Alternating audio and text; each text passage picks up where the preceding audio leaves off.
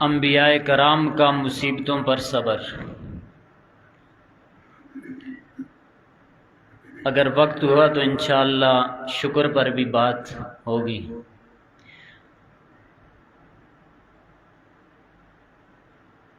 حدیث مبارکہ کے اندر آتا ہے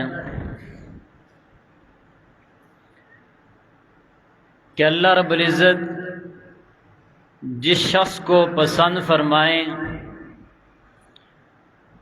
اور اس سے دوست رکھیں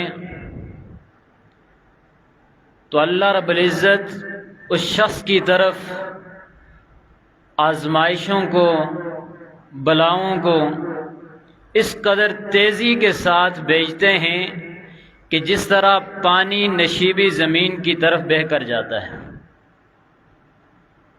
بات سمجھ آئی ہے؟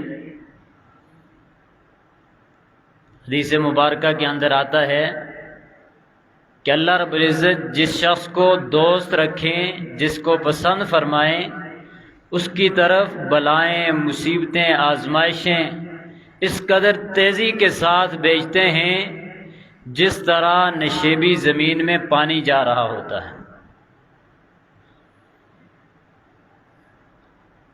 اور سب سے زیادہ مصیبتیں، آزمائشیں اس دنیا پر انبیاء کرام علیہم الصلاۃ والسلام پر آئی ہیں، اور انبیاء کرام نے ہمیشہ لوگوں کو یہی سبق دیا ہے کہ جب بھی مصیبت آئے، آزمائش آئے، پریشانی آئے تو اس پر کیا کرنا ہے؟ صبر کرنا ہے اور اپنے رب کی طرف رجوع کرنا ہے۔ صبر کرنا ہے اور اپنے رب کی طرف رجوع کرنا ہے۔ ذرا اس آیت کی روشنی میں کچھ باتیں دیکھ لیتے ہیں کہ وَلَنَبْلُوَنَّكُمْ بِشَيْءٍ مِّنَ الْخَوْفِ وَالْجُوعِ وَنَقْصٍ مِّنَ الْأَمْوَالِ وَالْأَنفُسِ وَالثَّمَرَاتِ وَبَشِّرِ الصَّابِرِينَ۔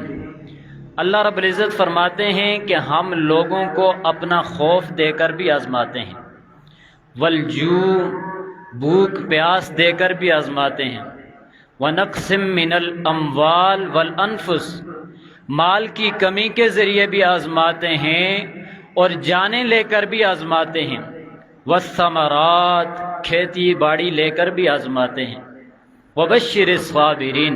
اور آخری جملہ بڑا ہی قوی اور زبردست جملہ فرمایا کہ وبشر الصابرین، صبر کرنے والوں کے لیے کیا ہے؟ خوشخبری ہے۔ صبر کرنے والوں کے لیے کیا ہے؟ خوشخبری ہے کہ جب بھی ان پر کوئی مصیبت آتی ہے تو وہ کہتے ہیں انا للہ و انا الیہ راجعون، کہ ہمارا مال، ہماری جائیداد، ہمارے بچے، ہمارا سب کچھ کس کے لیے ہے؟ اللہ تعالیٰ کے لیے ہے، اور ہم نے بھی اسی کی طرف لوٹ کر جانا ہے۔ نبی پاک صلی اللہ علیہ وسلم کے بارے میں آتا ہے کہ جب بھی آپ صلی اللہ علیہ وسلم کو کوئی پریشانی آتی تھی، کوئی آزمائش آتی تھی، تو چھوٹی سی چھوٹی پریشانی پر بھی آپ صلی اللہ علیہ وسلم انا للہ و انا الیہ راجعون پڑھا کرتے تھے۔ کیا پڑھا کرتے تھے؟ انا للہ و انا الیہ راجعون پڑھا کرتے تھے۔ ایک مرتبہ حدیث مبارکہ کے اندر آتا ہے کہ ہوا چلی اور ہوا سے چراغ بجھ گیا، ہوا سے چراغ بجھ گیا، دیا بجھ گیا۔ اب حضور پاک صلی اللہ علیہ وسلم نے فرمایا انا للہ و انا الیہ راجعون۔ اما عائشہ رضی اللہ تعالی عنہا پاس تشریف فرما تھی، عرض کرنے لگی اللہ کے رسول، یہ بھی کوئی مصیبت ہے کہ جس پر آپ نے انا للہ و انا الیہ راجعون پڑھ دیا؟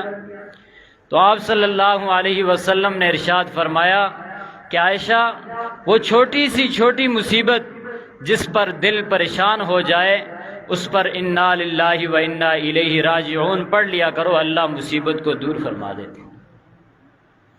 تو آج دیکھیے لائٹ چلی جاتی ہے تو ہماری زبان پر پہلا ہی جملہ گالی کا ہوتا ہے، پہلا ہی جملہ گالی کا ہوتا ہے۔ کبھی ہم نے انا للہ و انا الیہ راجعون پڑھا ہے؟ اپنی بات کرتا ہوں میں، کبھی زبان پر آیا ہی نہیں ہے، اس طرف ہمارا دھیان ہی نہیں ہے۔ انبیاء کرام کے عمل کی طرف اور بالخصوص نبی پاک صلی اللہ علیہ وسلم کے عمل کی طرف ہمارا دھیان ہی نہیں جاتا۔ فوراً ہماری زبان پر کچھ نہ کچھ برے ہی الفاظ آتے ہیں۔ وہ ہون دھیان دی اسی پھر کہیں گے آج پوری تیار نہ سی پھر کہیں گے نال ترے چار تول دے بھی ہاں۔ لیکن حدیث ہمیں کیا بتاتی ہے کہ چھوٹی سی چھوٹی مشکل بھی آئے، پریشانی بھی آئے، چراغ بجھ جائے، بجلی چلی جائے، کچھ بھی ہو جائے، اس وقت کیا پڑھنا ہے؟ انا للہ و انا الیہ راجعون۔ آج کی اگر پورے کے پورے بیان سے آج ہم یہی سبق لے جائیں تو میں سمجھتا ہوں کہ آج کے دن ہمارے لیے یہ کافی ہو جائے گا۔ تو انشاءاللہ آئندہ کے لیے سب کوشش کریں گے کہ چاہے وہ بجلی جائے یا آئے، چھوٹی سی پریشانی بھی ہو تو اس پر کیا کہنا ہے؟ انا للہ و انا الیہ راجعون۔ فرمایا کہ جو بندہ پریشانی پر، مصیبت پر یہ الفاظ پڑھ لیتا ہے، اللہ رب العزت اس کو نعم البدل عطا فرما دیتے ہیں۔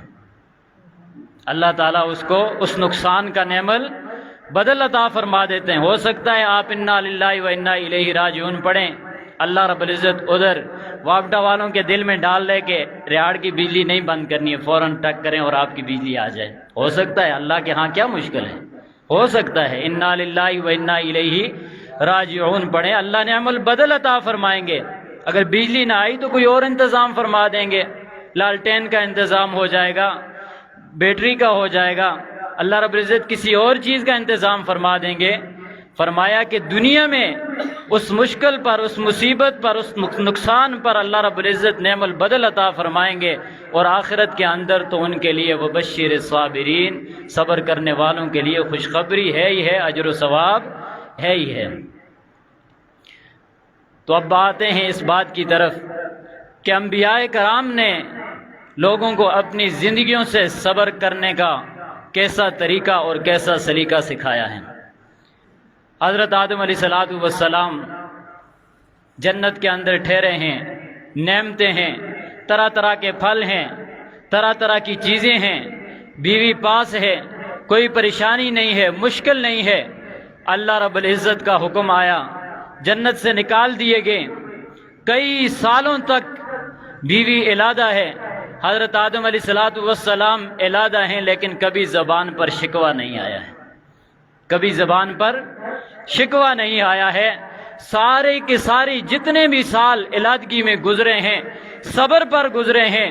اور دوسری چیز جو میں نے عرض کی، رجوع اللہ کرنا ہے صبر کے وقت، تو حضرت آدم علیہ السلام کے یہ سارا جتنا بھی عرصہ بیوی سے جدائی میں گزرا، تو لکھا ہے روایات کے اندر کہ سارے کا سارا عرصہ جو تھا وہ صبر اور رجوع اللہ کے اندر گزرا ہے۔ اور پھر اللہ رب العزت نے ارشاد فرمایا کہ ہم نے حضرت آدم کے دل کے اندر وہ کلمات ڈالے کہ جن سے اس نے توبہ کی اور ہم نے ان کی مغفرت فرما دی۔ وہ کلمات کیا؟ پھر بھی دیکھیے، کسی دنیا کی چیز کے بارے میں آرزو نہیں کی، کوئی اور دعا نہیں کی۔ فرمایا ربنا ظلمنا انفسنا وان لم تغفر لنا وترحمنا لنكونن من الخاسرین۔ ربنا ظلمنا انفسنا، سب سے پہلے اپنے کیے پر نادم ہوئے، اے ہمارے رب، ظلمنا انفسنا، ہم نے ظلم کیا ہے اپنی نفسوں پر، اپنی جانوں پر، وَإِن لَّمْ تَغْفِرْ لَنَا وَتَرْحَمْنَا، اگر تو ہمیں بخشے گا نہیں اور ہم پر رحم نہیں کرے گا، لَنَكُونَنَّ مِنَ الْخَاسِرِينَ، تو ہم خسارہ پانے والوں میں سے ہو جائیں گے۔ حالانکہ نبی ہے، اگر یہ دعا نہ کرتا، یہی کہہ دیتا کہ اللہ ہمیں معاف کر دے، یہ جو ہمیں پریشانی آئی ہوئی ہے اس کو دور فرما دے، اتنا ہی کہہ دیتا تو کافی نہیں تھا، اللہ دور نہ فرما دیتے۔ لیکن امت کو بھی سبق دینا تھا، قیامت تک آنے والی انسانیت کو بھی سبق دینا تھا کہ جب بھی کوئی مشکل آئے تو سب سے پہلا کام اس پر صبر ہے، اور دوسرا کام رجوع اللہ ہے، کہ صبر کے ساتھ ساتھ کس کو پکارنا ہے؟ اپنے رب کو پکارنا ہے، اور احسن انداز کے اندر پکارنا ہے۔ یہ نہیں کہنا ہے مشکل آئی ہے اللہ تو کو میں ہی تھا یار، تجھے میں ہی ملا تھا اس مشکل کے لیے، تجھے میں ہی ملا تھا اس پریشانی کے لیے۔ وہ بڑا پڑوسی بھی ایسا، وہ پلا کھاندا ہے پیندا ہے عیش بچ ہے، وہ فلانا عیش بچ ہے، اس در نہیں آئی تو مڑے در آ رہی ہے۔ نہیں، اچھے الفاظ کے ساتھ اپنے گناہ پر نادم ہوتے ہوئے، اپنی کمزوریوں کو ظاہر کرتے ہوئے، یا اللہ میں بڑا کمزور ہوں، میں ناتواں ہوں، ضعیف ہوں، یا اللہ میں عاجز ہوں، یہ جو مشکل مجھ پر آئی ہے اس کو اپنے فضل و کرم سے دور فرما دے۔ آسان الفاظ جن کے اندر نہ شکوہ ہو، نہ اللہ رب العزت کی ذات کے اندر کوئی گستاخی کے الفاظ ہوں۔ آج کل تو ہمارے اوپر مصیبت آئی، بڑے عجیب عجیب الفاظ ہم کہہ دیتے ہیں جو یہاں پر کہنے مناسب بھی نہیں ہے، لیکن نہیں، انبیاء کرام نے کیا سبق دیا کہ اپنی کمزوریوں کا ذکر کرتے ہوئے اپنے رب سے اس مشکل کی آسانی مانگنی ہے۔ تو حضرت آدم علیہ السلام پر جب مشکل آئی تو صبر کیا اور ساتھ کیا کیا؟ رجوع الی اللہ کیا۔ اب دوسرے پیغمبر حضرت ایوب علیہ السلام ہیں، کس قدر پریشانی ان پر آئی ہے۔ مالدار تھے، ہر طرح کی اللہ رب العزت نے انہیں آزائشیں دے رکھی تھی۔ روایات کے اندر آتا ہے اونٹ، بکریاں، جو کچھ بھی انسان کی زندگی کے اندر انسان چاہتا ہے کہ مجھے یہ ملے، اللہ رب العزت نے حضرت ایوب علیہ السلام کو وہ سب کچھ عطا کیا ہوا تھا۔ لیکن اللہ رب العزت نے آزمائش کرنا چاہیے اپنے پیغمبر کی، سب کچھ وقتاً فوقتاً لے لیا اور بیماری ایسی لگا دی کہ جسم کے اندر کیڑے پڑ گئے۔ روایات کے اندر آتا ہے کہ اس بیماری کے عالم کے اندر بھی حضرت ایوب علیہ السلام اپنے رب کا دل و جان سے ذکر کیا کرتے تھے۔ جب اس بیماری کی حالت کے اندر ایک طرف جسم میں کیڑے پڑے ہوئے ہیں، دوسری طرف بنی اسرائیل کے کوڑے کا ڈھیر ہے اس پر پڑے ہوئے ہیں، پھر بھی اپنے رب کو پکار رہے ہیں، ان کے اس حالت کے اندر پکارنے پر فرشتے بھی تعجب کیا کرتے تھے۔ اور شیطان لاوارث ہو کر، ہار کر، مقابلے سے ہار کر، تھک ہار کے بیٹھ گیا ہے۔ شتونگڑے آ کر پوچھتے ہیں، صاحب جی، بڑے جی، وڈیرے جی، کیا ہوا؟ تو بڑے بڑے پہلوانوں کو گوڑ لیتا ہے، حضرت ایوب کے مقابلے میں کیوں ہار گیا ہے؟ شیطان کہتا ہے کہ حضرت ایوب کے صبر نے مجھے ہارنے پر مجبور کر دیا ہے، کہ حضرت ایوب کے صبر نے مجھے ہارنے پر مجبور کر دیا ہے۔ میں نے سارا چیز پنجابی بھی چاہتے ہیں، میں ٹل لا لیا ہے، ایڑی چوٹی دا زور لا لیا ہے، لیکن ایوب بے صبری پر نہیں اترا ہے، ہمیشہ میں نے اس کو صبر کرتے ہوئے ہی پایا ہے۔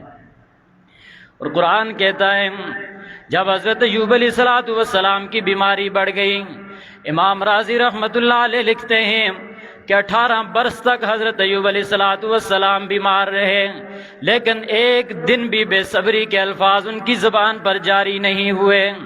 بعض روایات میں آتا ہے کہ 7 سال تک بیمار رہے، لیکن ایک دن بھی بے صبری کے الفاظ ان کی زبان پر جاری نہیں ہوئے۔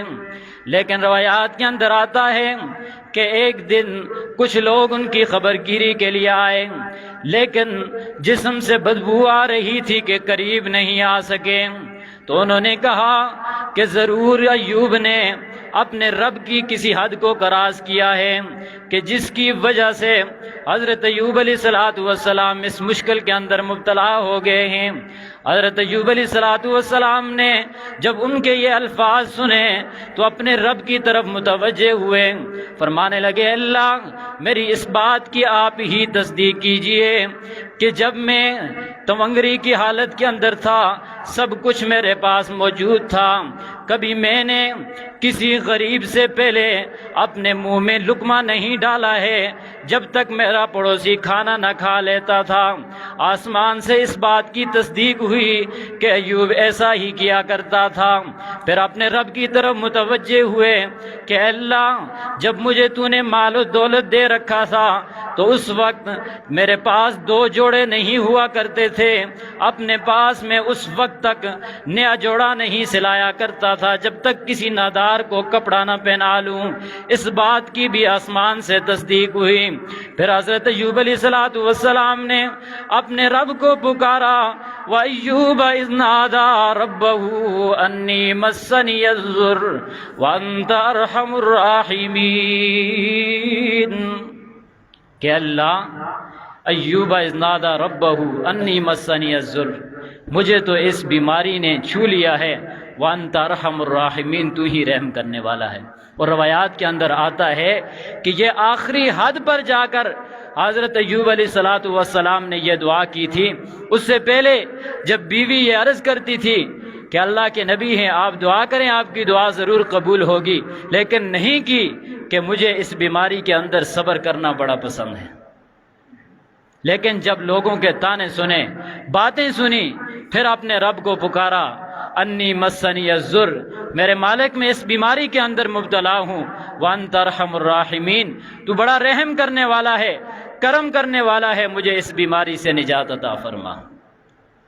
اور پھر دیکھیے روایات کے اندر آتا ہے کہ اللہ رب العزت نے ایوب علیہ الصلوۃ والسلام کی طرف جبرائیل کو بھیجا اور فرمایا کہ ایوب سے جا کر کہیے کہ 70 انبیاء کرام ایسے ہیں کہ جن پر جو انعام آپ کو صبر پر ملا ہے، اس انعام کا میں نے ان 70 انبیاء کرام پر تذکرہ کیا تو وہ سارے کے سارے یہ خواہش کرنے لگے کہ کاش ہمیں بھی ایسی تکلیف ہو۔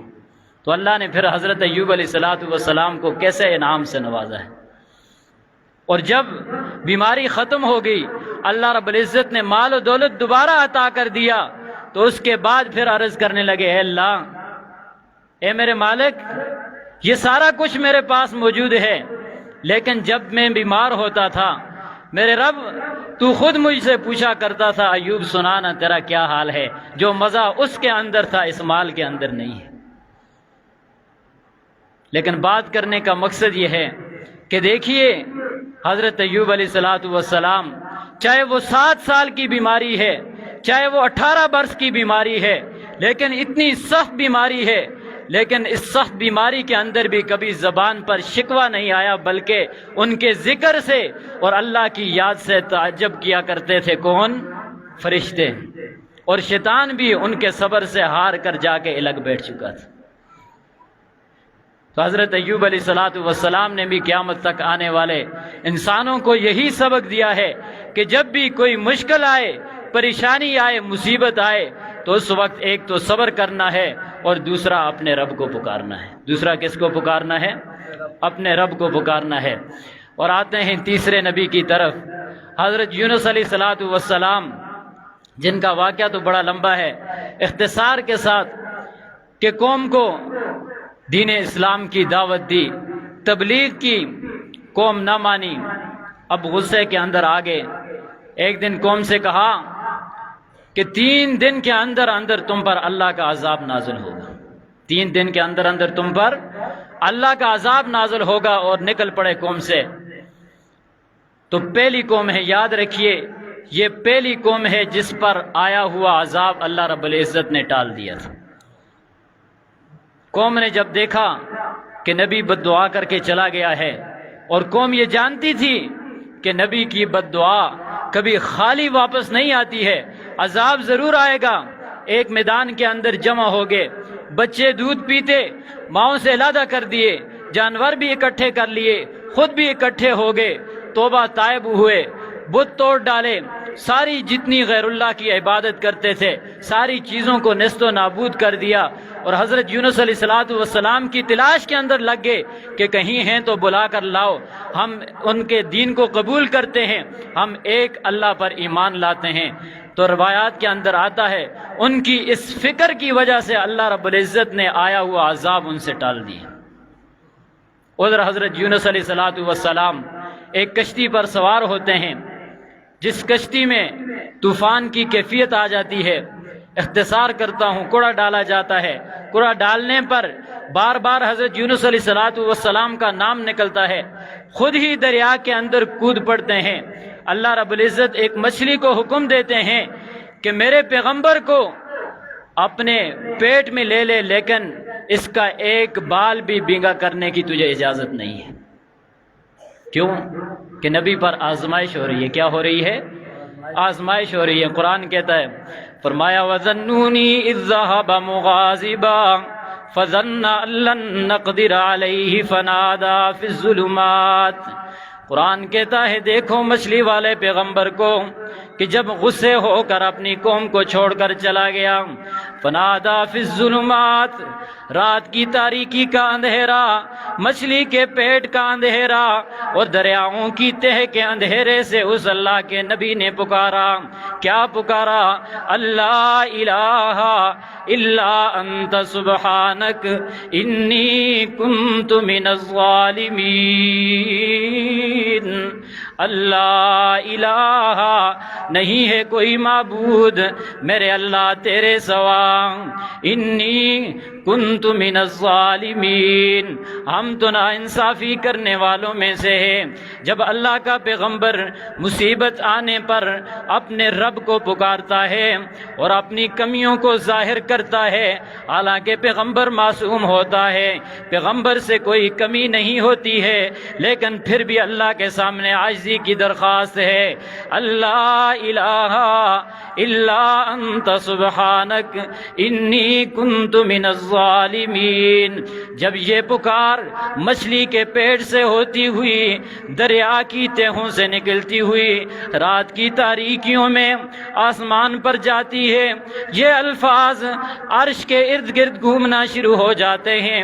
فرشتے جب ان الفاظ کو سنتے ہیں، آواز کو سنتے ہیں، عرض کرتے ہیں اللہ یہ آواز تو جانی پہچانی ہے، لیکن ہم جان نہیں سکے کہ یہ کس کی آواز ہے تو جانی پہچانی ہے، لیکن ہم جان نہیں سکے کہ یہ کس کی آواز ہے۔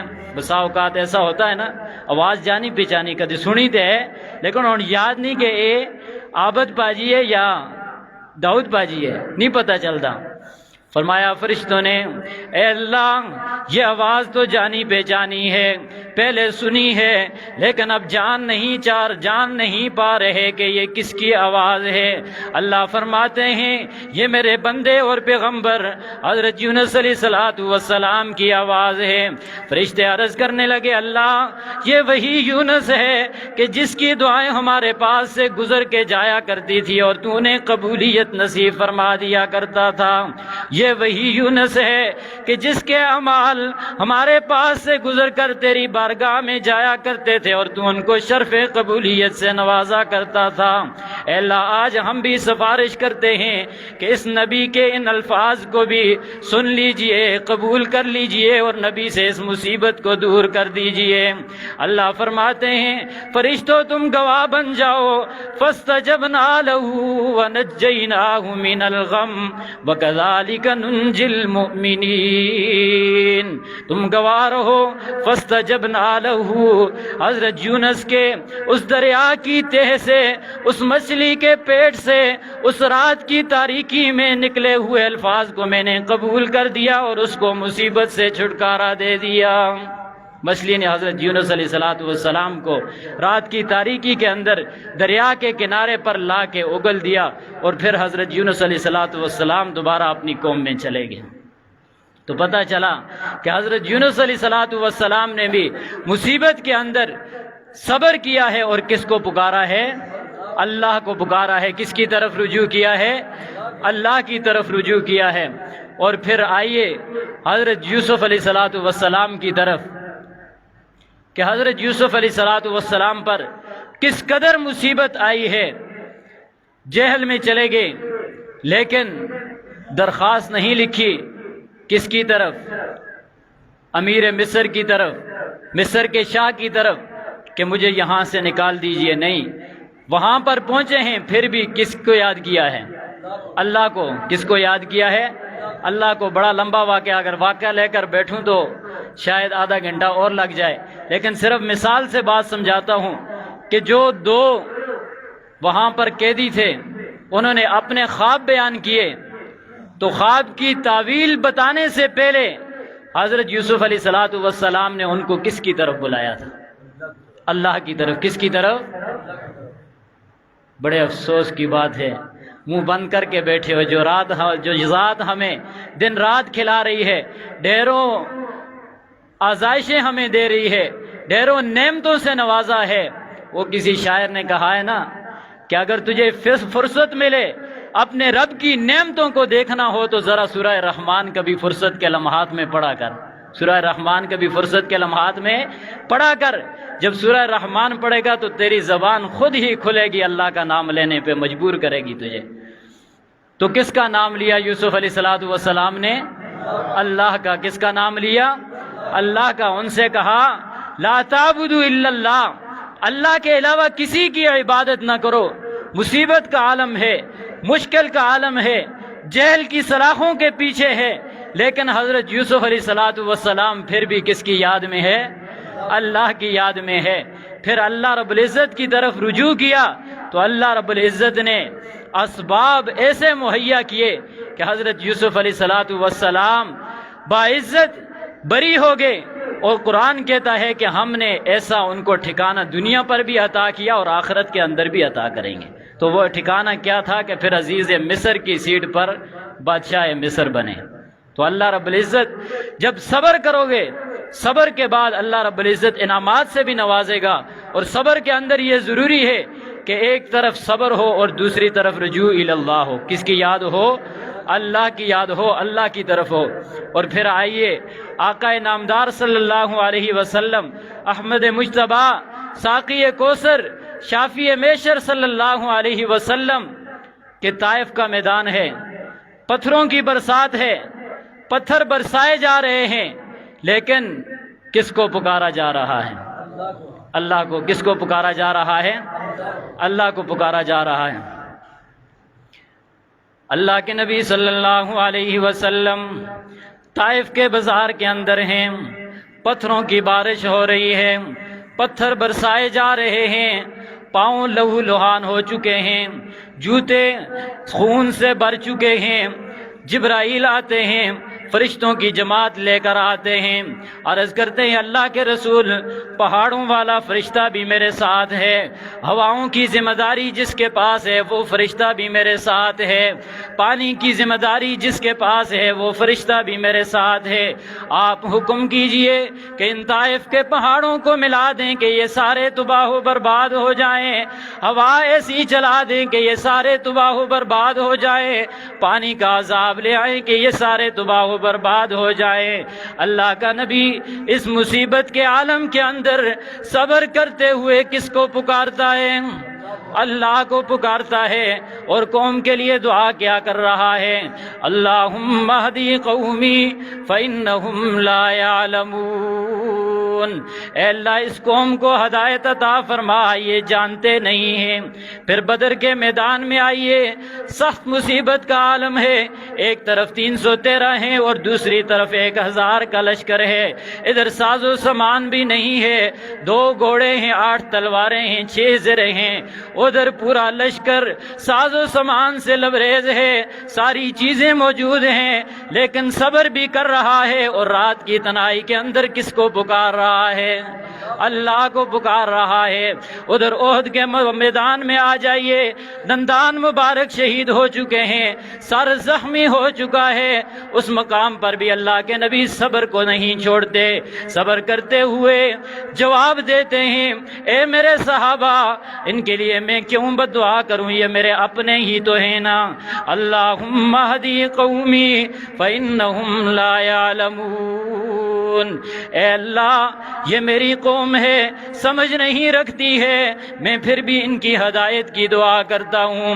حضرت ابوبکر صدیق رضی اللہ تعالیٰ عنہ کے بارے میں آتا ہے کہ اللہ کے رسول صلی اللہ علیہ وسلم کے پاس جبرائیل امین وحی لے کر آتے ہیں، عرض کرتے ہیں اللہ کے رسول ابو بکر کو خوشخبری سنا دیجئے کہ اللہ آپ سے راضی ہو گیا ہے اور آپ کی بیماری کو بھی دور کر دیا ہے۔ اللہ آپ سے راضی ہو گیا ہے اور آپ کی بیماری کو بھی دور کر دیا ہے۔ اللہ کے نبی صلی اللہ علیہ وسلم بڑے حیران کہ ابو بکر کو کیا بیماری ہے کہ جو مجھ سے بھی چھپا کر رکھی ہے، جو مجھ سے بھی چھپا کر رکھی ہے۔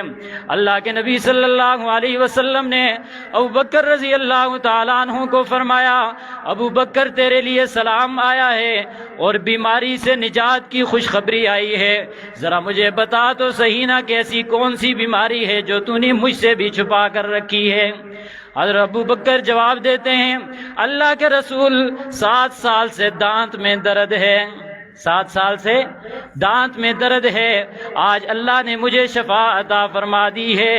اللہ کے رسول فرماتے ہیں مجھ سے ذکر نہیں کیوں کیا؟ اللہ کے رسول صلی اللہ علیہ وسلم کے سوال پر ابو بکر جواب دیتے ہیں، سارے کہہ دو رضی اللہ تعالی عنہ۔ حضرت ابو بکر جواب دیتے ہیں کہ اللہ کے رسول بھلا دوست کا بھی کسی کو بتایا جاتا ہے، بھلا دوست کا بھی کسی کو بتایا جاتا ہے؟ تو ابو بکر نے بھی یہی سبق دیا ہے کہ جب مصیبت آئے تو صبر بھی کرنا ہے، اور کس کو پکارنا ہے؟ اللہ کو پکارنا ہے۔ کس کو پکارنا ہے؟ اللہ کو پکارنا ہے۔ بڑے دن ہو گئے اس کے نام کی ضرب نہیں لگی، ذرا اس کے نام کی ضرب تو لگا دیجئے۔ اللہ لا الہ الا ہو، معبود برحق کون ہے؟ اللہ، اونچی آواز سے بولیے، معبود برحق کون ہے؟ جبین کی عاجزیوں کے لیے سچا مسجود کون؟ ہر جگہ موجود کون؟ مشکل کشا کون؟ حاجت روا کون؟ بیماریاں دور کرنے والا کون؟ مشکلیں آسان کرنے والا کون؟ علام الغیوب کون؟ ستار العیوب کون؟ غفار الذنوب کون؟ بیٹے دینے والا کون؟ بیٹیاں دینے والا کون؟ دونوں سے محروم کر دینے والا کون؟ اللہ ہی۔ پھر اس کے نام کی ضرب لگائیے، لا الہ الا اللہ، لا الہ الا اللہ، لا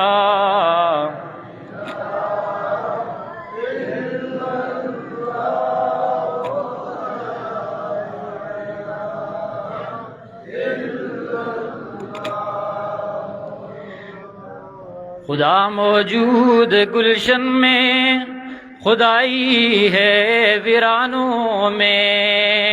ایسا ہے کہ نہیں؟ خدا موجود گلشن میں، خدائی ہے ویرانوں میں، اسی کے نام کے چرچے زمینوں آسمانوں میں۔ ذرا بلند آواز سے نام لیجئے اللہ کا، فرشتے گواہی دیں گے کہ ریہاڑ کی مسجد سے آج اللہ تیرا نام بلند ہو رہا تھا۔ لا الہ الا اللہ، لا الہ الا اللہ، لا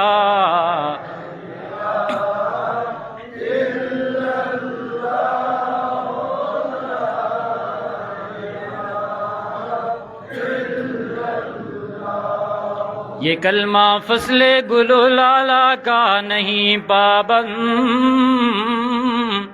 بہار ہو کے خزاں لا الہ الا اللہ، لا الہ الا اللہ۔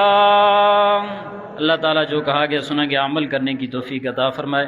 وآخر دعوانا الحمدللہ رب العالمین۔